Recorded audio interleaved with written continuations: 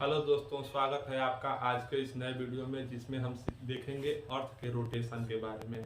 तो जैसा कि हम सभी जानते हैं कि पृथ्वी अपने अक्ष पर एक चक्कर लगाने में 24 घंटे का समय लेती है।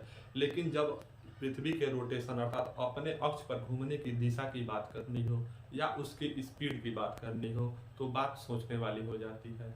तो अगर दिशा की बात हमको समझनी हो तो इसके लिए हम बस का एग्जाम्पल को समझ लेते हैं। जैसा कि अगर हम बस से कहीं जा रहे होते हैं तो हम बस के साथ गतिमान अवस्था में होते हैं, लेकिन जो अगल बगल के पेड़ पौधे होते हैं वो स्थितिज अवस्था में होते हैं। लेकिन जब हम बस की खिड़की से बाहर देखते हैं तो हमको क्या प्रतीत होता है कि हम स्थिर अवस्था में हैं और जो पेड़ पौधे हैं वो हमारे विपरीत दिशा में गति कर रहे हैं। यही कॉन्सेप्ट लागू होता है पृथ्वी के केस में। हम पृथ्वी के साथ उसके स्पीड के वजह से हम पृथ्वी के साथ घूम रहे हैं, जबकि सूर्य हम सभी जानते हैं सूर्य स्थिर अवस्था में होता है।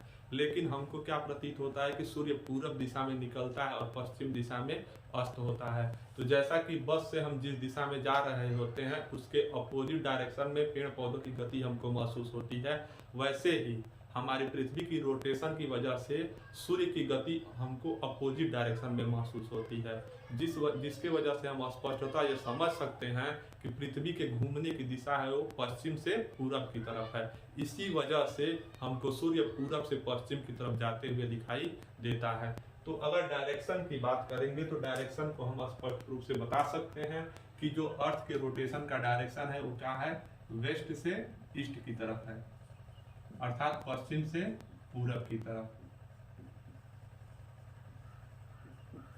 अब बात आती है स्पीड की, अर्थात पृथ्वी किस गति से या किस चाल से अपने अक्ष पर घूम रही है। तो जैसा कि हम जानते हैं चाल को निकालने के लिए हमको दो चीजों की आवश्यकता होती है, एक डिस्टेंस अर्थात दूरी की और दूसरा टाइम अर्थात समय की। तो स्पीड का जो फार्मूला होता है वो अब जानते हैं, डिस्टेंस अपॉन टाइम होता है।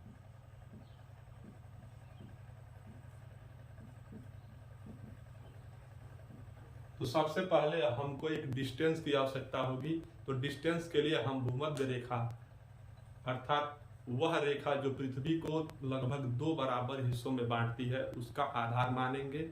और भूमध्य रेखा की दूरी अगर हम ज्ञात कर लें तो हम भले ही भूमध्य रेखा को रेखा के नाम से जानते हैं, लेकिन हम जानते हैं कि पृथ्वी हमारी गोल है। इसके वजह से जो भूमध्य रेखा है वो एक गोला मतलब एक रेखा न होकर के एक वृत्त होता है, अर्थात एक सर्किल होता है।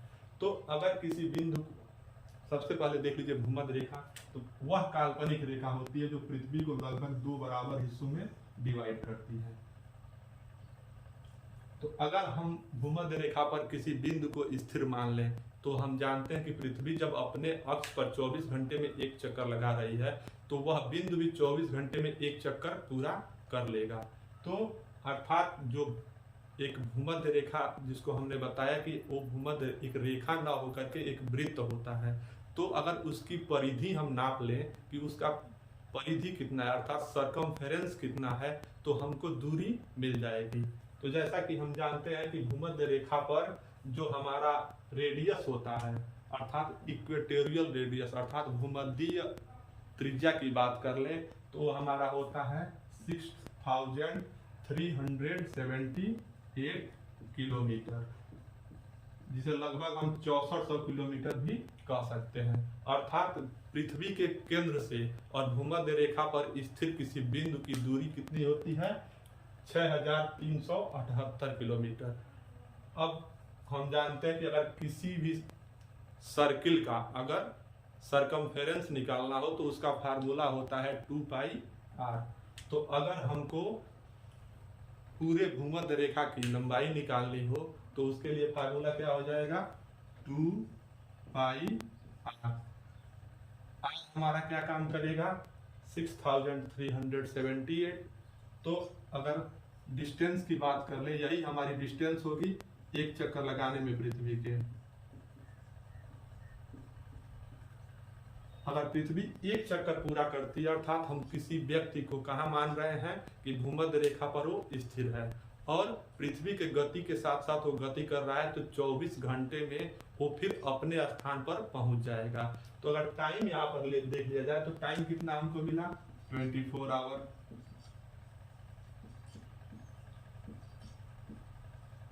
और डिस्टेंस हम कैसे नाप सकते हैं? अगर भूमध्य रेखा की हम लंबाई नाप लें, अर्थात जो सर्किल भूमध्य रेखा पर बनी है उसका सरकमफेरेंस नाप लें, तो हमको डिस्टेंस भी पता चल जाएगा। तो अगर सरकमफेरेंस का फार्मूला कितना होता है? 2 पाई आर। तो 2 इसको आगे लिख सकते हैं, 2 इंटू पाई की वैल्यू हम जानते हैं 22/7, और आर अर्थात भूमध्य रेखा पर जो अर्थ का रेडियस होता है कितना होता है? 6378। तो इतना तो हमारा डिस्टेंस हो गया। टाइम हमको 24 आवर का लगता है। तो अगर हम स्पीड की बात कर लें,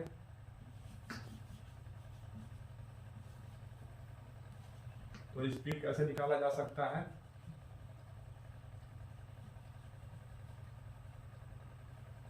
स्पीड जानते हैं हम डिस्टेंस अपॉन टाइम। तो डिस्टेंस हमारा निकल गया कितना? 2 मल्टीप्लाई बाई 22/7 मल्टीप्लाई बाई 6378।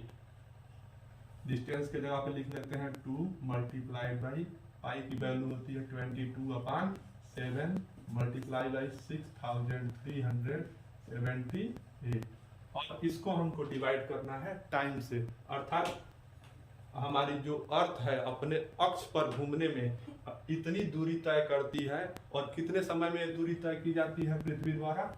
24 घंटे में। जिसको आगे सॉल्व करेंगे तो क्या लिख सकते हैं?